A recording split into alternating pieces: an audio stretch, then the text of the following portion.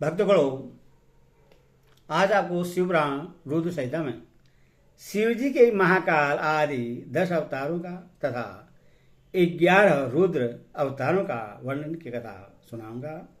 भक्तगणों, आप इस चैनल को लाइक करें, सब्सक्राइब जरूर करें और कथा पूरी सुने। तदंतर यज्ञेश्वरा अवतार की बात कहकर नंदीश्वर ने कहा, मुनि, अब शंकर जी के उपासना कांड द्वारा सेवित महाकाल आदि 10 अवतारों का वर्णन भक्तिपूर्वक स्मरण करो। उनमें पहला अवतार महाकाल नाम से प्रसिद्ध है, जो सत्पुरुषों को भोग और मोक्ष प्रदान करने वाला है। उस अवतार की शक्ति भक्तों की मनोवांछा पूर्ण करने वाली महाकाली है। दूसरा तार नामक अवतार हुआ, जिसकी शक्ति तारा देवी हुई। वे दोनों भुक्ति मुक्ति के परदाता तथा अपने सेवकों के लिए सुखदायक हैं। बाल भुवनेश नाम से तीसरा अवतार हुआ। उसमें बाला भुवनेशी शिवा शक्ति हुई, जो सज्जनों को सुख देने वाली है। चौथा भक्तों के लिए सुखद तथा भोग मोक्ष प्रदायक षष्ठश श्री विदेश नामक अवतार हुआ और षष्ठी श्री विद्या शिवा उसकी शक्ति हुई। पांचवा अवतार भैरव नाम से प्रसिद्ध हुआ, जो सर्वदा भक्तों की कामनाओं को पूर्ण करने वाला है। इस अवतार की शक्ति का नाम है भैरवी। गिरिजा, जो अपने उपासकों की अभिष्ट दायिनी है। छठा शिवावतार छिन्न मस्तक नाम से कहा जाता है और भक्त काम पर्दा गिरजा का नाम छिन्न मस्ता है। संपूर्ण मनोरथों के दाता शंभु का 7वां अवतार धूमवान नाम से विख्यात हुआ। उस अवतार में श्रेष्ठ उपासकों की लालसा पूर्ण करने वाली शिवा धूमावती हुई। शिव जी का 8वां सुखदायक अवतार बगला मुख है। उसकी शक्ति महान आनंददायिनी मंगलामुखी नाम से विख्यात हुई। 9वां शिवावतार मातंग नाम से कहा जाता है। उस समय संपूर्ण अभिलाषाओं को पूर्ण करने वाली सर्वाणी मातंगी हुई। शंभु के भुक्ति मुक्ति रूप फल प्रदान करने वाले 10वें अवतार का नाम कमल है, जिसमें अपने भक्तों का सर्वदा पालन करने वाली गिरिजा कमला कहलाई। यही शिव जी के 10 अवतार हैं। वे सब के सब भक्तों तथा सत्पुरुषों के लिए सुखदायक तथा भोग मोक्ष के परदाता है। जो लोग महात्मा शंकर के इन 10 अवतारों की निर्विकार भाव से सेवा करते हैं, उन्हें ये नित्य नाना प्रकार के सुख देते रहते हैं। मुने, इस प्रकार मैंने 10 अवतारों का महात्म्य वर्णन कर दिया। तंत्र शास्त्र में जो यह सर्व कामप्रद बतलाया गया है, मुने, उन शक्तियों की भी अद्भुत महिमा है।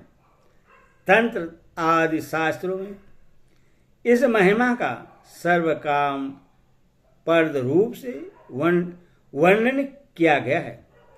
ये नित्य दुष्टों को दंड देने वाली और ब्रह्म तेज की विशेष रूप से वृद्धि करने वाली है। ब्राह्मण, इस प्रकार मैंने तुमसे महेश्वर के महाकाल आदि 10 शुभ अवतारों का सत्य सहित वर्णन कर दिया। जो मनुष्य समस्त शिव प्रभु के अवसर पर इस परम पावन कथा का भक्तिपूर्वक पाठ करता है, वह शिव जी का परम प्यारा हो जाता है। इस आख्यान का पाठ करने से ब्राह्मण के ब्रह्म तेज की वृद्धि होती है, क्षत्रिय विजयी लाभ करता है, वैश्य धनपति हो जाता है और शूद्र को सुख की प्राप्ति होती है। 100 धर्मपरायण शिव भक्तों को यह चरित्र सुनने से सुख प्राप्त होता है और उनकी शिव भक्ति विशेष रूप से बढ़ जाती है।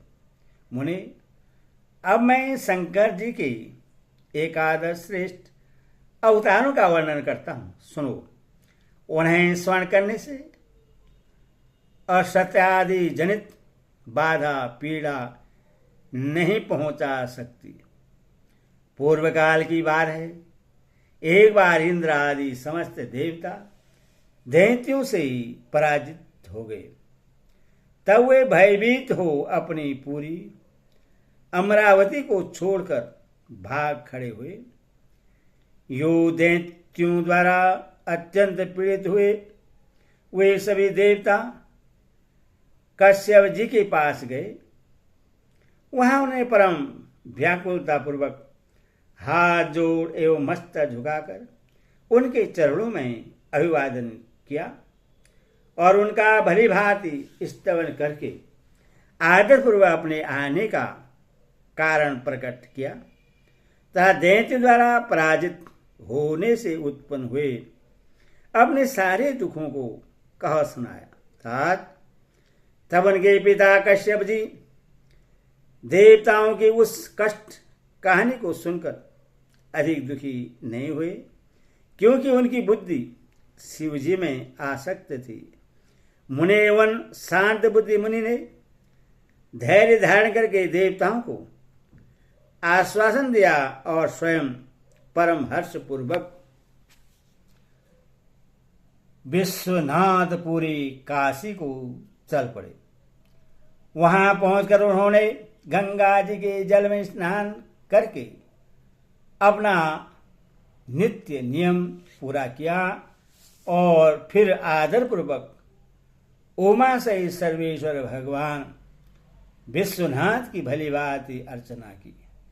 तदंतर शंभु दर्शन के उद्देश्य से एक शिवलिंग की स्थापना करके वे देवताओं के हितार्थ परम प्रसन्नता पूर्वक घोर तप करने लगे।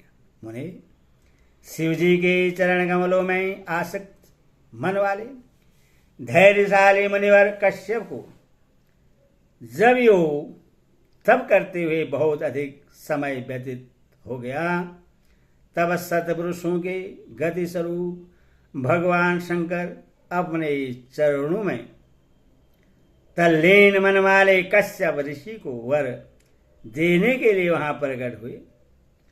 भक्त वत्सल महेश्वर परम प्रश्न तो थे ही, अतः वे अपने भक्त मुनिवर कश्यप से बोले, वर मांगो। उन महेश्वर को देखते ही प्रश्न बुद्धि वाले देवताओं के पिता कश्यप जी हर्षमग्न हो गए और हाथ जोड़कर उनके चरणों में नमस्कार करके स्तुति करते हुए यूं बोले, महेश्वर, मैं सर्वदा आपका शरणागत हूं।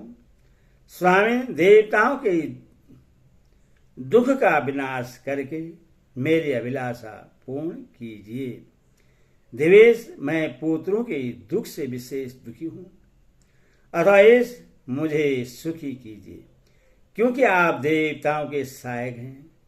नाथ महाबली दैत्यों ने देवताओं और यक्षों को पराजित कर दिया है, इसलिए शंभो, आप मेरे पुत्र रूप से प्रकट होकर देवताओं के लिए आनंद दादा बने।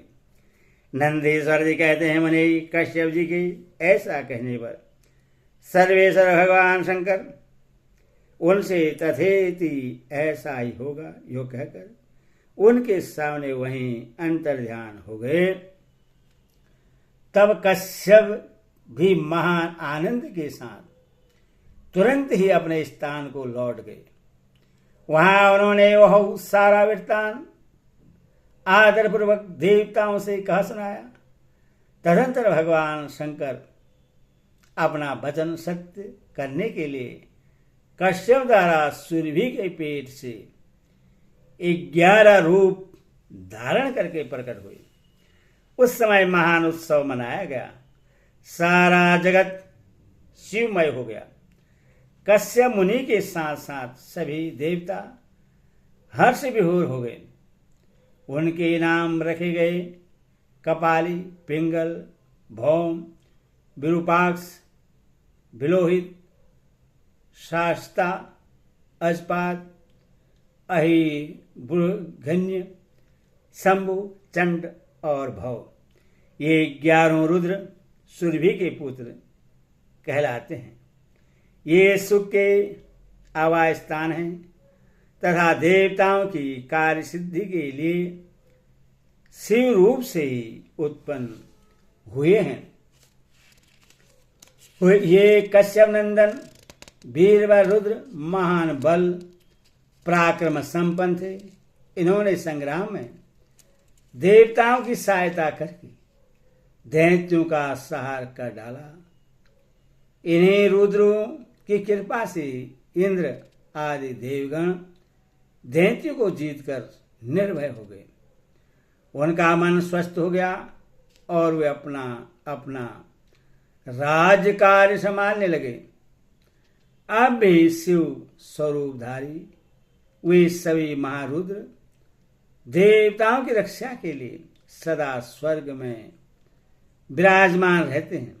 तात इस प्रकार मैंने तुमसे शंकर जी के 11 रुद्र अवतारों का वर्णन कर दिया। ये सभी समस्त लोगों के लिए सुखदायक हैं। यह निर्मल आख्यान संपूर्ण पापों का विनाशक, धन, यश और आयु का परदाता तथा संपूर्ण मनोरथों को पूर्ण करने वाला है। ओम नमः शिवाय। ओम नमः शिवाय।